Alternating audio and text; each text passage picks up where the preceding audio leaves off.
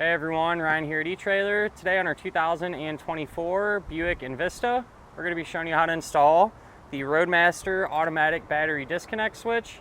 Before we do that though, let's take a minute, we'll check this out and talk about what it's actually going to do. The whole point of this is to streamline the process that you're going to have to do whenever you're all hooked up to your motorhome and getting ready to flat tow.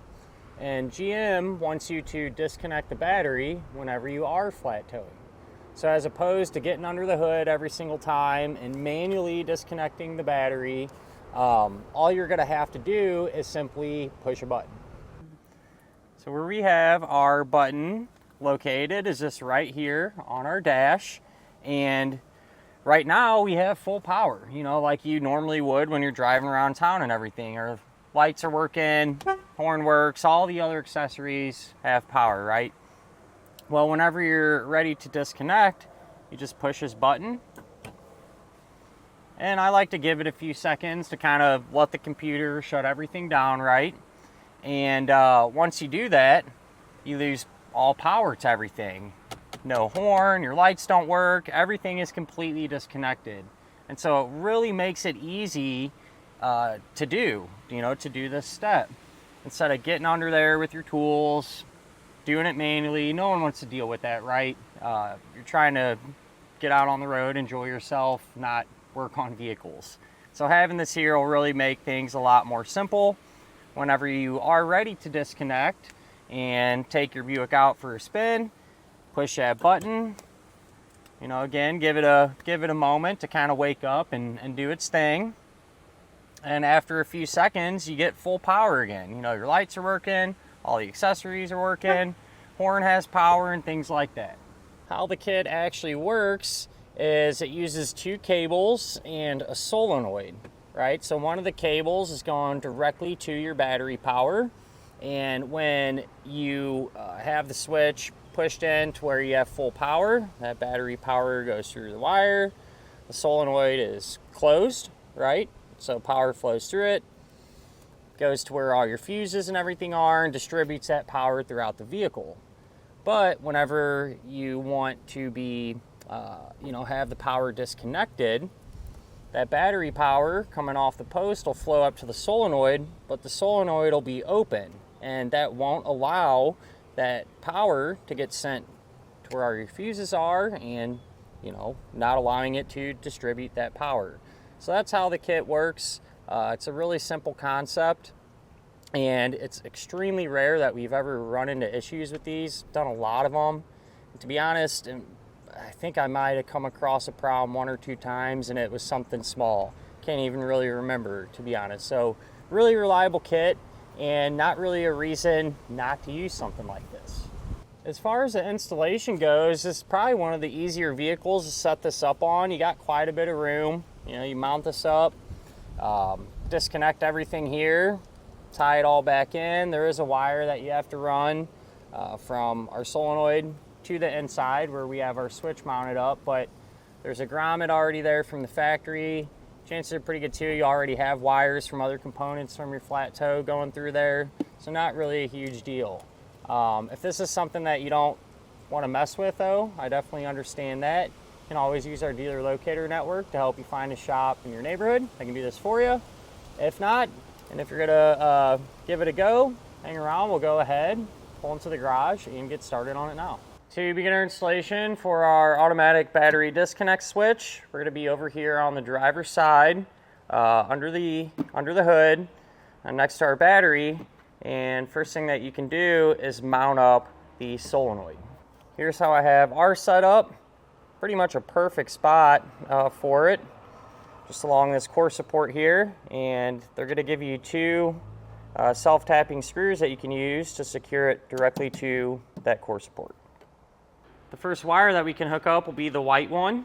This will be a ground, and so you'll take the end of the wire,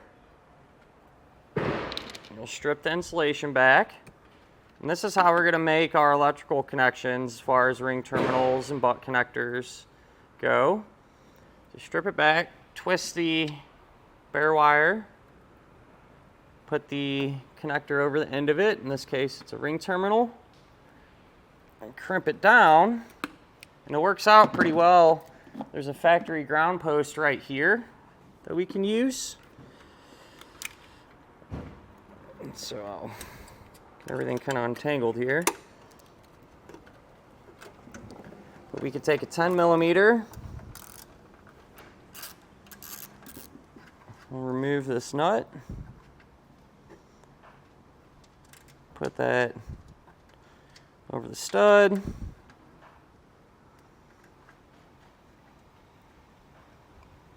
And just tighten it back down.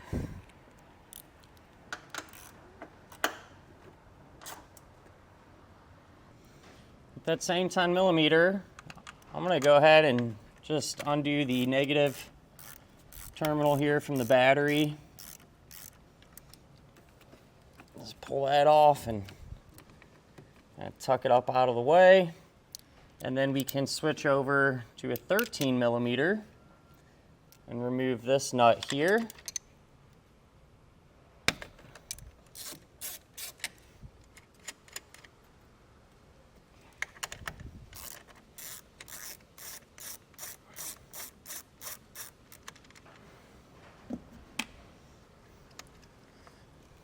What we'll need to do is kind of lift up on this plate, which it might be easier to kind of loosen the other post up. And so back to 10 millimeter, loosen this one up.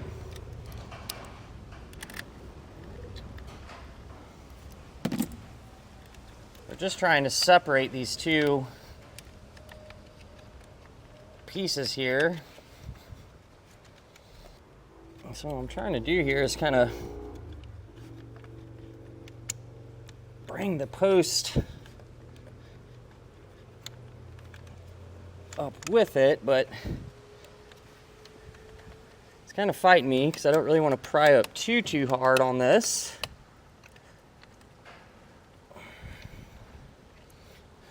So I might come back with a little tool and kind of help pry on this a little bit. There we go.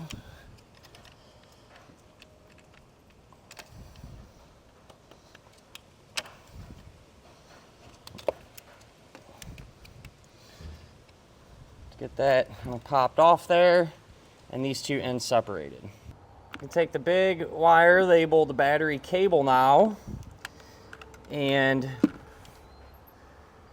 the hardware that they give you, a bolt, a nut, and 2 star washers. And put the bolt through. Star washer on it.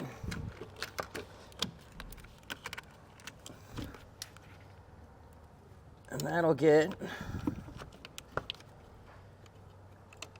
hooked up there.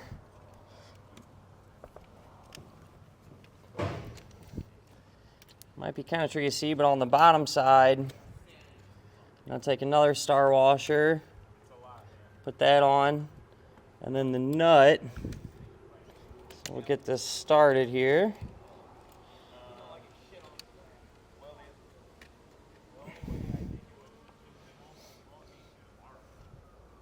And then we can snug it all down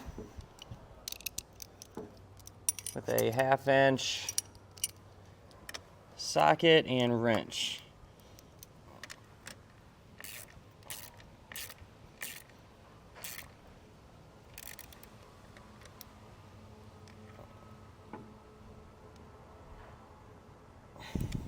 What I've done now, I took the battery terminal, put it back on the post there, and rotated it as far away as possible from this piece here.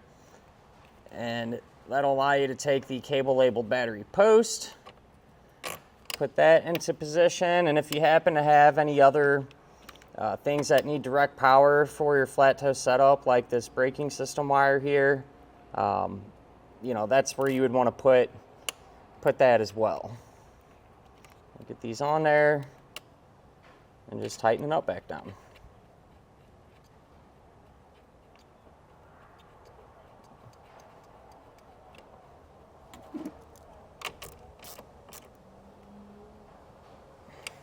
I took the wire loom that they give you and place that over the thick red wires there just to help them blend in, stay a little more protected.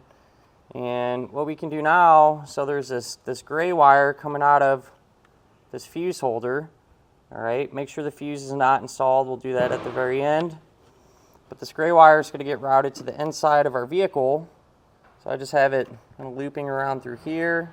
I'll come back, secure everything later, but this runs along and goes through the firewall through a grommet. So if you look in the driver's side, underneath the dash on the firewall, there's a big rubber grommet, and there's a provision there that you can kind of poke something through, and that will allow you to push wiring from the engine compartment to the inside of the vehicle.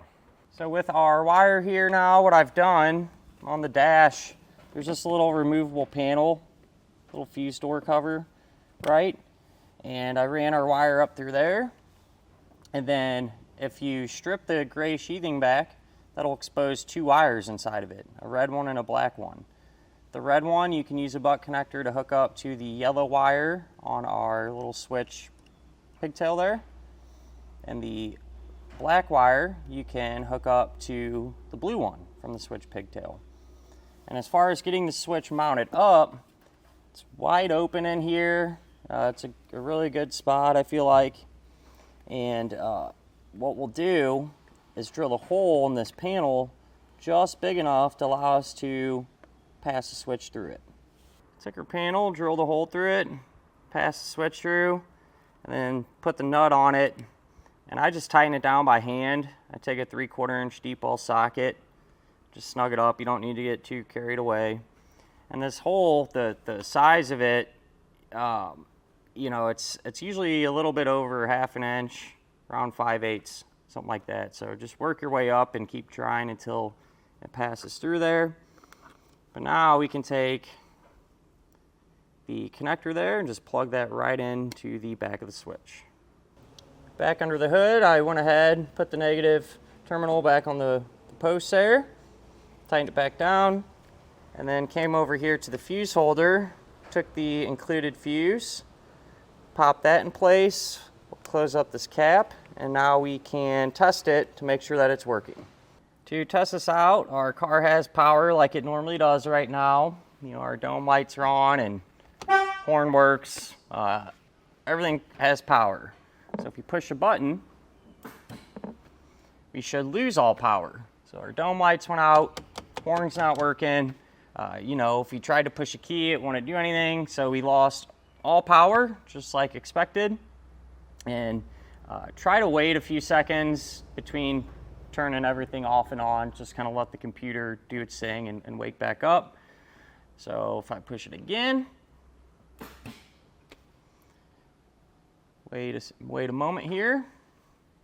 Our horn works, our lights are powered back up, everything else has power, and so I think it's safe to say that the switch is doing its job. But with that done, that'll finish up our look at and our installation of the Roadmaster automatic battery disconnect switch on our 2024 Buick Envista.